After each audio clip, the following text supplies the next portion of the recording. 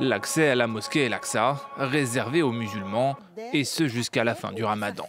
C'est ce qu'a annoncé dans un communiqué le Premier ministre dans une rare tentative pour apaiser les tensions autour du lieu saint. La semaine dernière, un raid israélien mené à l'intérieur du lieu de culte a mis le feu aux poudres. Plusieurs roquettes ont ensuite été tirées depuis Gaza, le Liban et la Syrie.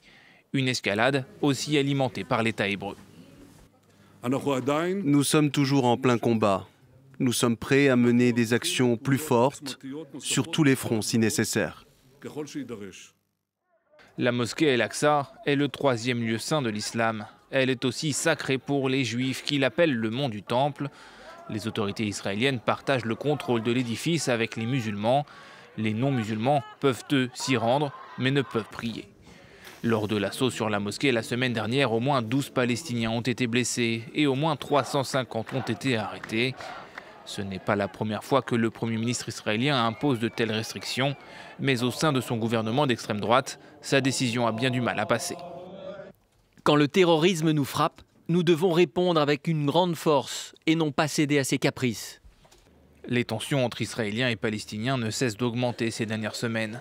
La période du Ramadan était d'autant plus redoutée qu'elle coïncide cette année avec la Pâque juive.